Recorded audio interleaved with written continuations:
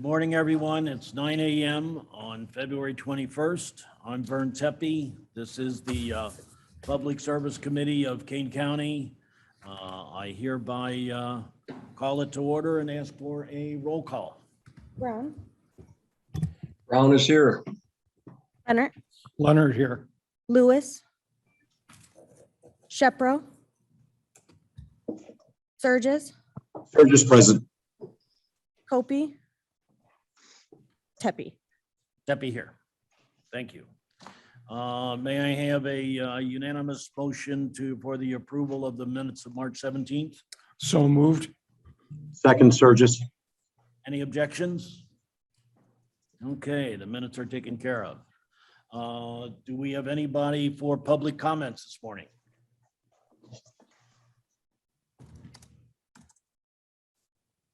Good.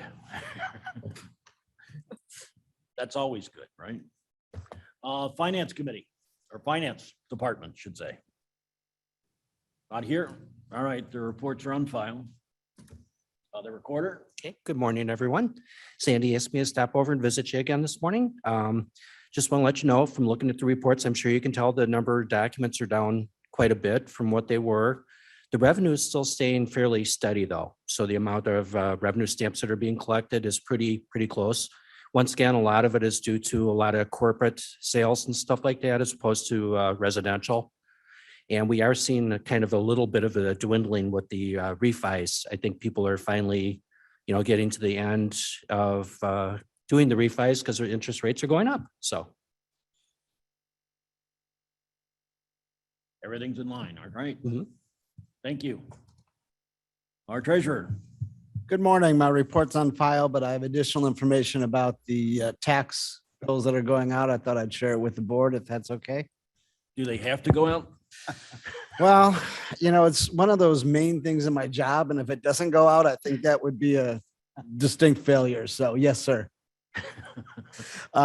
This year, the county total extension is $1,442,990,497.24, which is an increase of about $40 million, just over $40 million from year to year. The first installment due date is June 1st of this year. Second installment date is September 1. We go live online. Bills will be available online April 26th. They will be mailed out Friday, the 29th. There are several different ways to pay your bill. You can do it online at kanecountytreasurer.org. Using an e-check is free of charge. A credit card includes a 2.35% convenience fee, a debit card, a 1.15% convenience fee. You can mail it back to the treasurer's office. There's a self-included envelope in there. There's a drop box behind our building right here that's open 24 hours a day to accept your tax bills. And then there are many Kane County banks who will accept your tax bill. A list of those banks is on the treasurer's website. And as always, we accept your tax bill in person at the treasurer's office. So many ways to pay. Yes, sir. And the tax bill is really a coordination from three different offices. The treasurer's office, Mark Armstrong, the supervisor assessor, and then Jack Cunningham, the clerk's office. So we're the end result. We're the one who sends out the bills and collects it. But clearly, I want people to understand that it's through a really good working relationship and organization between those three offices that get it done. Okay, thank you. Any questions?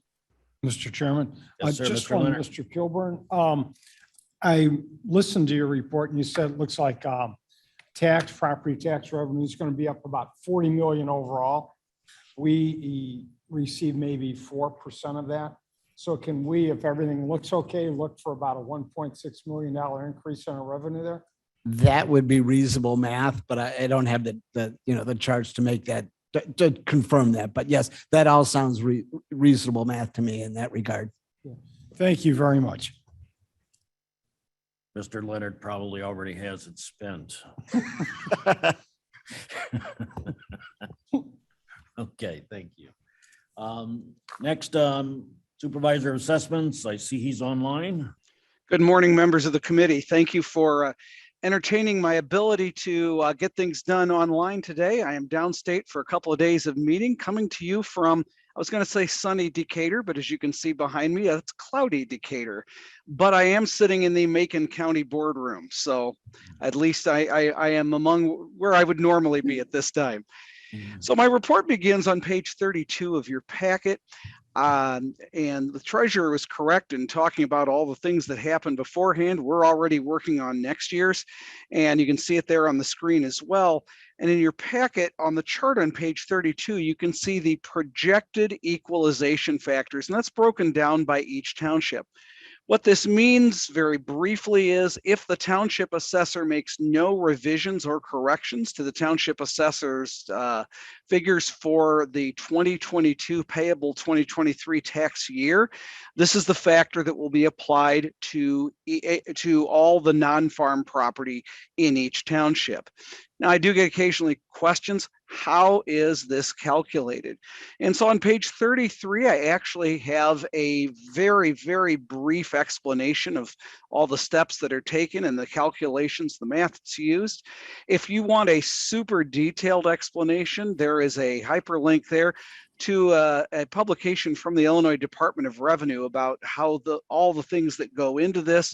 This is kind of the view from 30,000 feet. Other than that, though, I don't have any intention of reading all of that off to you at this point. My normal statistics that I report are on page 34 of your packet in front of you. With that, I'd be happy to answer any questions that you might have. Any questions for the assessor's office? Okay, thank you very much. Enjoy You're welcome. your cloudy day. Thank you. Thank you, Brian.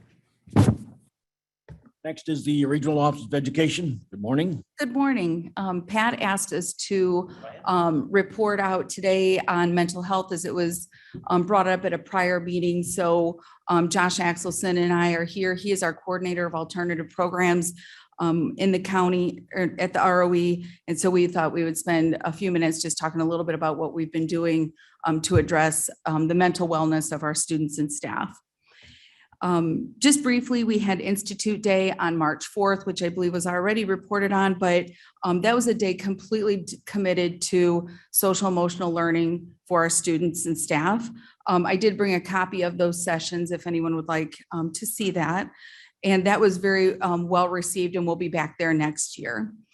I did apply for the community partnership grant through the Illinois State Board of Education, our partners being the health department primarily. So beginning in the fall of 2022, we'll have a new program at the regional office that focuses primarily on the mental wellness of students, staff, and parents. And that was approximately $660,000 for 2 years. So we're really happy to be kickstarting a new program. In addition, we serve our homeless and unaccompanied youth through the McKinney-Vento legislation. This year, we budgeted $36,000 for mental health counseling for our homeless and unaccompanied youth. So they are having personal counseling sessions and taking advantage of that. With our ESSER grant funding, we paid for the SEL conference for 3 years. The ISB has created social emotional learning hubs throughout the state. So we are participating in that, and that's covering Institute Day presenters, workshops that are for youth mental health first aid. So the next session for that will be in September. So if anybody's wants to attend, please just let us know and we'll help you to get registered. The PD department also has courses on self-care and a variety of SEL topics online. Through our alternative programs, which Josh oversees, many of them, all of our programs are located within the school districts, and we partner with the school districts on those. And many of them are focused on social emotional learning because a lot of our kids, for whatever reason, whatever difficulties they're having, maybe the standard school environment isn't for them, but they feel like school is a different place when it's in the alternative program. So they are focusing on SEL. So on February 23rd, Josh and the King County Health Department hosted the Youth Mental Health Forum. And that was, this is our third year of hosting this forum. The first year we were able to be in person and then COVID hit. So we've had to do 2 years online. So you imagine that talking about mental health virtually is not exactly the environment you want to be around, but it's still maintaining that conversation, the dialogue of mental health. So again, we partner with the King County Health Department. There'll be a release or a results launch from those discussions by the health department on what day was that? May 5th. May 5th.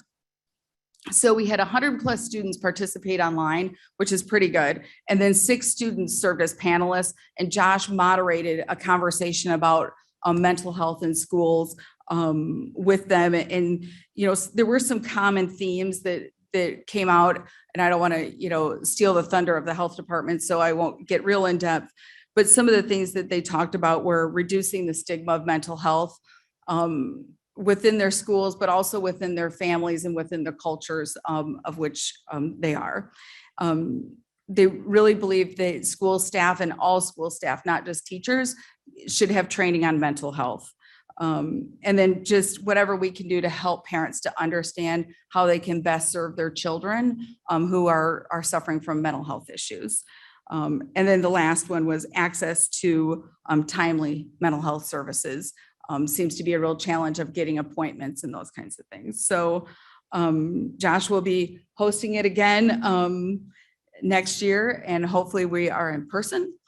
So I think that will be a great opportunity. And typically there is a public portion, so you'll be welcome to attend, and we'll be sure that you get that information.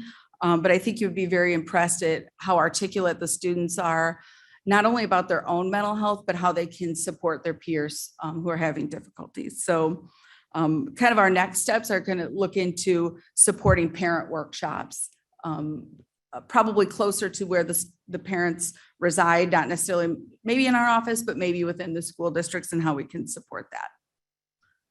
Okay. That's part of my report. The other part is Educator of the Year is next Friday. So if you want to go, please let me know, or let Angie Nor know, and we'll be sure to get you tickets. Okay, I'll come back to that in a Okay. moment. I know, if I recall correctly, I believe Mr. Copey was the one who really had some questions about this a month ago. Mr. Copey, did this presentation help you?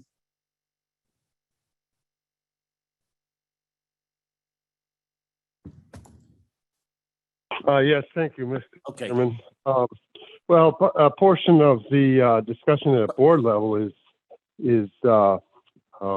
implementing the possibility of implementing tax for mental health and public safety.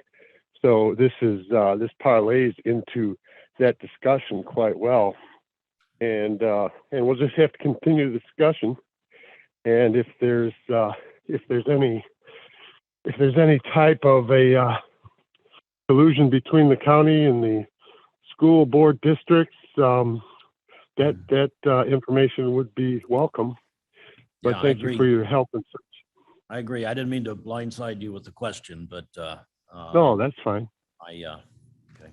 And then it's next Friday night. I know my wife and I plan on attending. I'll Okay. go through the process of signing up. Okay. I do have the card, Okay. but this is for Educator of the Year. I Yes. noticed there are several awards being presented, and Right. Yep. So it's our 46th. We had to miss 1 year because of COVID. So last year we did it virtually. So we're back in person at the Q Center. okay. I'm very excited to be in person. All right, thank you. Any other questions? All right, I'd like to, instead of calling on the county clerk, I'd like to introduce Jake Zimmerman, who is here, and as was discussed in our last meeting and has been discussed in the county board, the Veterans Assistance Commission was supposed to have reported through this committee.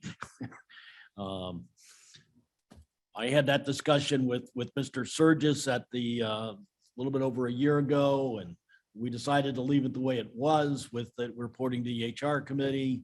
Now I guess that's been reversed. So I want to welcome Jake Zimmerman, and thought I'd give you the opportunity to ease in. And I think in perhaps 2 months, it would be good for you to put on a little presentation about, what the Veterans Commission does, so that you can educate us and the rest of the people about it too. Sure, absolutely. Jake, make me proud, buddy. Sure will. I do have a brief introduction this morning of the commission that I'll give. The Veterans Assistance Commission is an independent unit of local government. We have an independent board of directors, or the commission, that's made up of delegates of each of the VFW, American Legion, and vets posts throughout the county that are appointed annually. The commission has a staff of 4 folks who work in our office downstairs on the first level, whose job it is to maximize the benefits for the 20,422 veterans who live in Kane County, as well as their dependents and their survivors. That staff is made up 100% of military veterans, and actually all 4 of us are from different branches of the military. We have on average 165 clients who come through our office on a monthly basis, to whom we provide direct support. Last year, our staff filed 519 claims applications to the VA, and additionally appealed 119 decisions to the VA. On the topic of those appeals, our staff does provide advocacy and representation throughout the entire VA claims process, up to and including representing the veteran at a Board of Veterans Appeals hearing before an administrative law judge. Last fiscal year, our staff secured $3.9 million in new VA benefits that went straight into veterans' pockets right here in Kane County, which represents a return of $12.92 of direct financial dollars in people's pockets in Kane County for every dollar of property taxes we received last year. As far as how much the VA spends annually in our county, $58 million in VA healthcare benefits for our veterans, $59 million in direct disability benefits. That's the number that we impact primarily. And then $10 million in other benefits like education, life insurance, and so on.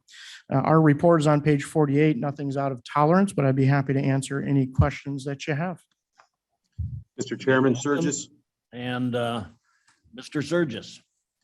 Jake, if you could just, I appreciate you giving the report. I appreciate you mentioning your staff, but you left out a couple words like award-winning staff.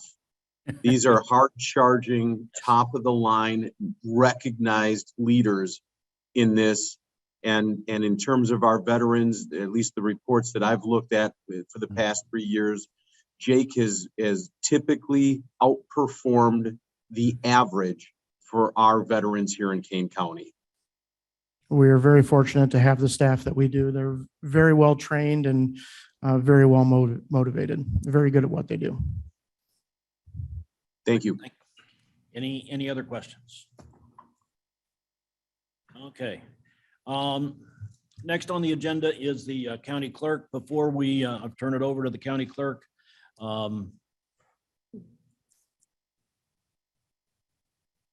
I'm a bit disappointed in the fact that there is a major election security presentation that they are planning on putting on today. I'm extremely disappointed that, one, they hadn't talked to me about it in some depth and had not presented it so that I could explain to the committee that this presentation was scheduled. It ended up being submitted to the online. I had a copy forwarded to me at 8:30 this morning. There are 59 slides in this presentation. And I'd like to hear from the committee as to whether or not you want to hear that presentation today, or whether you would like to have it delayed to next month. Mr. Chair, Surges. Yes, sir. When I called you last night with a scheduling conflict, I asked you if there was anything on the docket that required me to modify my schedule. And this is one of the rare times that I've zoomed in. If I knew this was there, I would have by all means modified an additional board meeting that I had at 10 o'clock this morning. So I would ask that this get pushed off just to the next one so we can be in person or call a special meeting. Okay. Any other comments? Mr. Leonard? Opie, please. Thank you, Mr. Chairman. I would just like to agree with Mr. Surges. We do have a 10 o'clock agriculture meeting, which I would hope that we could start near or on time. So if it wouldn't be too much trouble, I would prefer to have it rescheduled for our next meeting. But that's, of course, at the pleasure of this committee. Mr. Brown, I see you went off mute. Yep, I would agree with the last two comments. Okay, I think we have Opie, please. consensus. Opie, please. Delay the presentation to next month. Okay, I will see that the presentation is forwarded to you so that you have a copy of it in advance. All right. County Clerk? Good morning. You have a copy of our report on file. Any questions?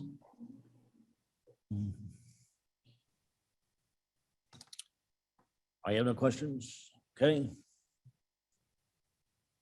Thank you. Thank you. Yes, sir. I have a suggestion. This report you were going to do today would probably best be served for a committee of the whole. So a greater number of board members would hear it. Because I don't think they read the minutes. That's, I mean, not that you couldn't have it here, but it should be done to a bigger audience. Because it is a popular subject. Security, that is.